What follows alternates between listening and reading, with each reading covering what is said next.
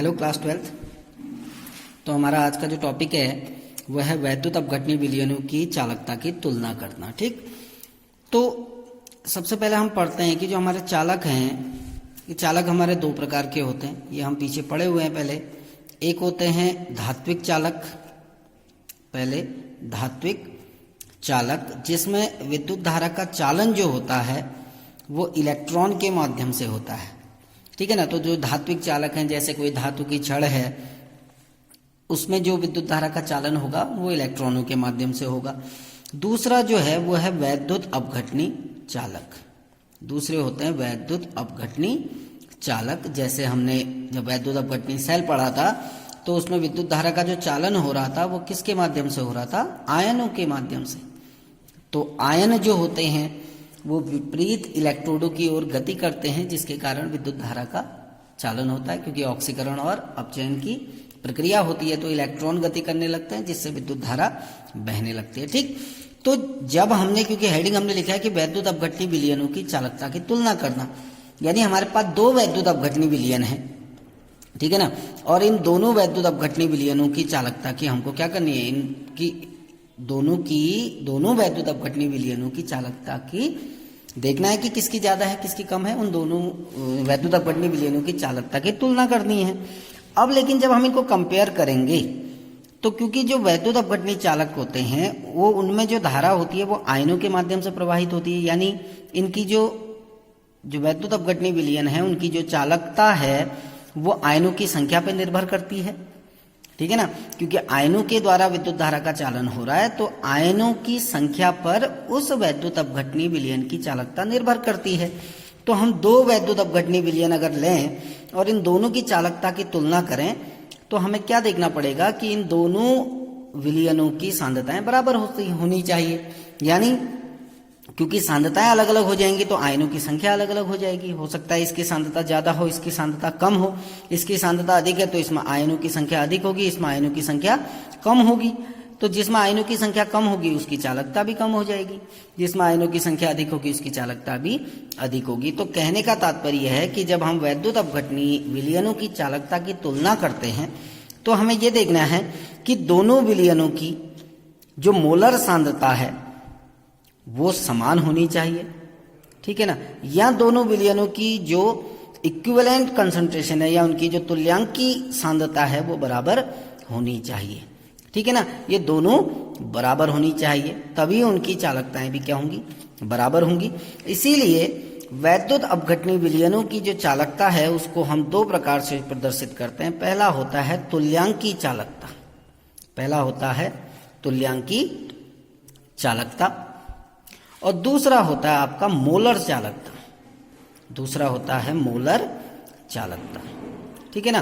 तो एक होता है इक्विवेलेंट कंडक्टेंस और दूसरा होता है मोलर कंडक्टेंस। अब तुल्यांकी चालकता क्या है?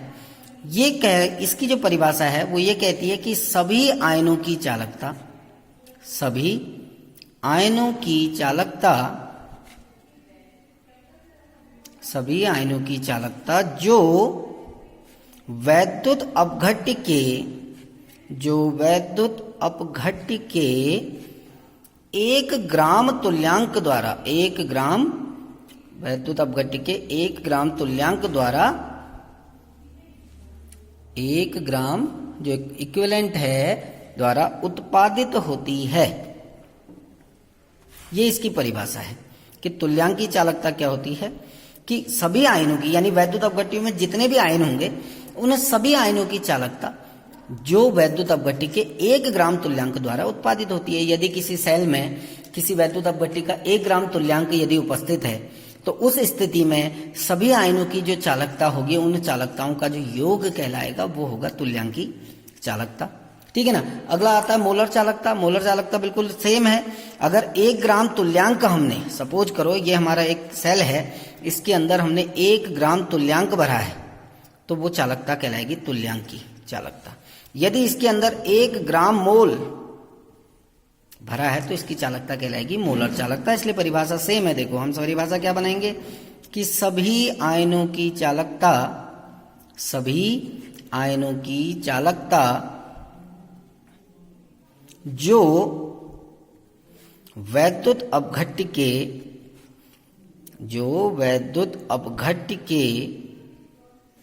एक ग्राम मोल द्वारा उत्पादित होती है वो मोलर चालकता कहलाएगी।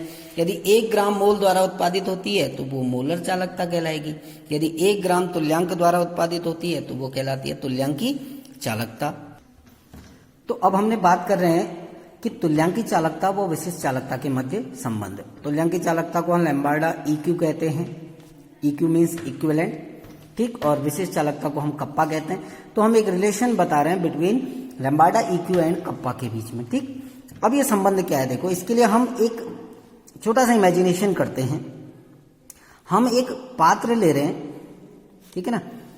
इस पात्र में 2 इलेक्ट्रोड हैं, ठीक है ना। अब ये जो इलेक्ट्रोड हैं, ये 2 आपके इलेक्ट्रोड हैं, इन दोनों इलेक्ट्रोडों के बीच की जो दूरी है, ये हम मान के चल रहे हैं, ये जो दूरी है 1 सेंटीमीटर है, ठीक है ना। 2 इलेक्ट्रोड हमने एक पात्र लिया, इस पात्र के अंदर हमने 2 इलेक्ट्रोड ले रखे हैं और वो दोनों इलेक्ट्रोडों के बीच की दूरी 1 सेंटीमीटर है, ठीक। इस सेल में वैद्युत अपघट्य का 1 ग्राम इक्विवेलेंट भरा गया है, 1 ग्राम इक्विवेलेंट इसमें भरा गया है और इसका जो वॉल्यूम है, जो आयतन है, वो है 1 सेंटीमीटर क्यूब, ठीक है ना। इस वैद्युत अपघट्य का जो आयतन है वो 1 सेंटीमीटर क्यूब आयतन है, ठीक हो गया। अब ये ध्यान देना, अब जो विशिष्ट चालकता जो होती है, अगर हम विशिष्ट चालकता की बात करें तो विशिष्ट चालकता क्या होती है कि यदि किसी वैद्युत अपघट्य का 1 सेंटीमीटर क्यूब आयतन किसी विलयन में भरा है या किसी पात्र में रखा गया है, ठीक है ना, यानी 1 सेंटीमीटर क्यूब आयतन द्वारा उत्पादित जो चालकता होती है उसको विशिष्ट चालकता कहते हैं, ठीक है ना। हमने विशिष्ट चालकता के बारे में पीछे पढ़ चुके हैं, जिसमें हमने एक परिभाषा कही थी। क्या कही थी कि जब वैद्युत अपघट्य विलयन किसी सेल में 1 सेंटीमीटर दूरी पर रखे अनुप्रस्थ काट के इकाई क्षेत्रफल वाले 2 इलेक्ट्रोडों के साथ उपस्थित हो तो इसकी चालकता विशिष्ट चालकता कहलाती है ना। 1 सेंटीमीटर की दूरी पर रखा गया है और जो इलेक्ट्रोड का जो क्षेत्रफल है वो क्या है, 1 सेंटीमीटर स्क्वायर, ये तो है ना। हमने क्या कहा कि इकाई क्षेत्रफल वाले, यानी इकाई हम कहते हैं कि 1 सेंटीमीटर की दूरी पर रखे अनुप्रस्थ काट के इकाई क्षेत्रफल वाले 2 इलेक्ट्रोडों के साथ उपस्थित हो तो इसकी चालकता विशिष्ट चालकता कहलाती है। ये तो हमने पीछे पढ़ा है।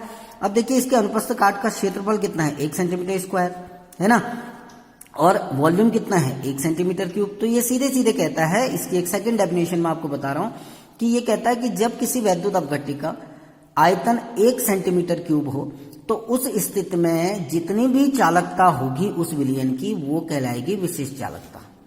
यानी जो चालकता C है वो किसके बराबर हो जाएगी, विशिष्ट चालकता के बराबर। कब, जब 1 सेंटीमीटर क्यूब आयतन होगा। तो यहां पर भी हमने क्या किया कि 1 सेंटीमीटर क्यूब आयतन भरा है, यानी हम यहां पर क्या कह सकते हैं इस कंडीशन में कि जो चालकता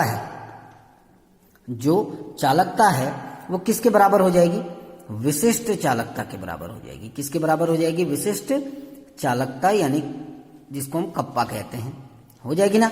अब चूंकि 1 ग्राम तुल्यांक भरा है, क्या भरा है, 1 ग्राम तुल्यांक भरा है, तो जब 1 ग्राम तुल्यांक द्वारा जो चालकता होती है वो किसके बराबर कहलाती है, तुल्यांकी चालकता के बराबर। इसको गौर से समझना, यानी तुल्यांकी चालकता भी इन्हीं के बराबर होगी। क्यों, क्योंकि 1 ग्राम तुल्यांक भरा हुआ है।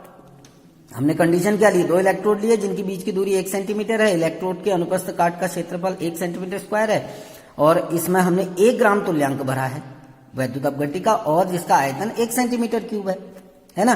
तो 1 ग्राम तुल्यांक भरा है तो उसकी तुल्यांकी चालकता, 1 सेंटीमीटर क्यूब आयतन है तो विशिष्ट चालकता, ठीक। यानी जो चालकता है वो विशिष्ट चालकता के बराबर होगी। क्यों, क्योंकि आयतन 1 सेंटीमीटर क्यूब है और जो चालकता और विशिष्ट चालकता है वो तुल्यांकी चालकता के बराबर हो रही है क्योंकि 1 ग्राम तुल्यांक भरा है ना।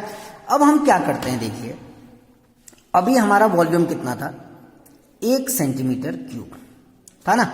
जब वॉल्यूम 1 सेंटीमीटर क्यूब हो तो हम क्या कह सकते हैं कि जो तुल्यांकी चालकता है वो किसके बराबर है? विशिष्ट चालकता के बराबर है। तुल्यांकी चालकता विशिष्ट चालकता के बराबर कब है? जब वॉल्यूम कितना है? 1 सेंटीमीटर क्यूब। अब हमने वॉल्यूम को इंक्रीज किया और इसको 4 गुना बना दिया, सपोज करो 4 सेंटीमीटर क्यूब, है ना। पहले वॉल्यूम 1 सेंटीमीटर क्यूब था तो विशिष्ट चालकता और तुल्यांकी चालकता बराबर थी, लेकिन अब वॉल्यूम हमने 4 सेंटीमीटर क्यूब कर दिया तो तुल्यांकी चालकता तो चेंज नहीं हुई। क्यों? क्योंकि तुल्यांकी चालकता 1 ग्राम तुल्यांक की है।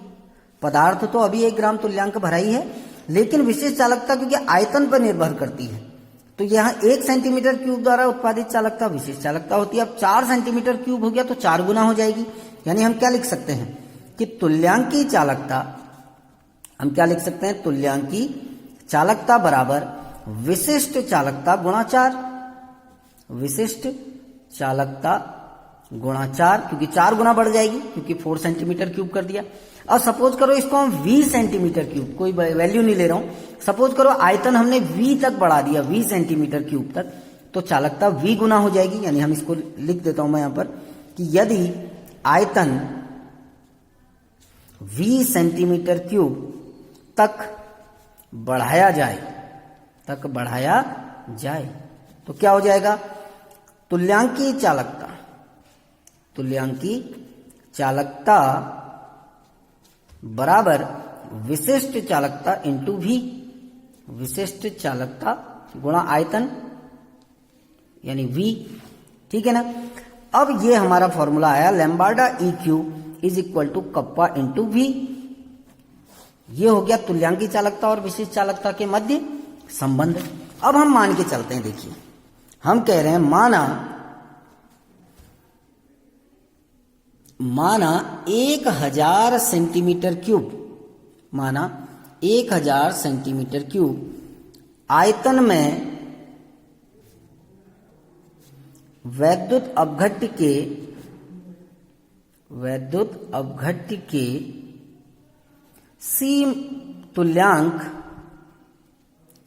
तुल्यांक या C ग्राम तुल्यांक उपस्थित हैं।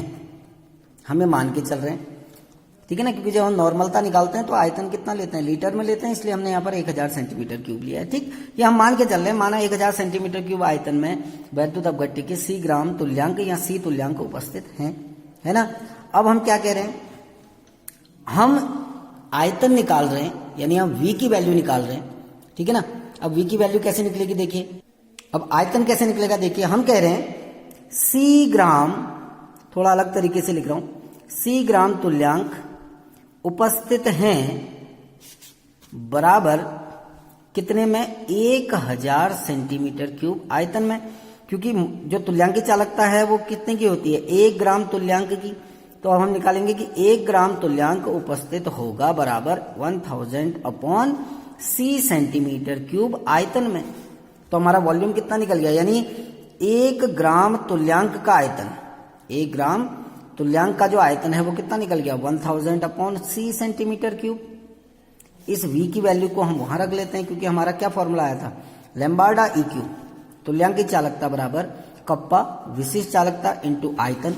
आयतन की जगह पर ये वैल्यू रख लेते हैं तो हमारा फॉर्मूला आ जाएगा lambda EQ is equal to kappa into 1000 upon C। C यहां पर नॉर्मलता होगी, C यानी यहां पर चालकता नहीं है, C यहां पर क्या है? सांद्रता। C यहां पर सांद्रता है जो सामान्यतः नॉर्मलता के संदर्भ में दी होगी। सेम फॉर्मूला मोलर चालकता के लिए भी आता है। मोलर चालकता को हम दिखाते हैं लैम्बार्डा M से, M for molar, E for equivalent. Lambda M is equal to, formula यही होता है कप्पा इंटू 1000 अपॉन C। यहां पर भी C क्या है? आपकी सांद्रता, लेकिन यहां पर सांद्रता किस संदर्भ में? मोलरता के संदर्भ में, क्योंकि ग्राम मोल ले रहे हैं हम, ठीक है ना। यहाँ पर जो सांद्रता होगी मोलरता के, यहाँ पर जो सांद्रता होगी वो नॉर्मलता के संदर्भ में होगी, है ना।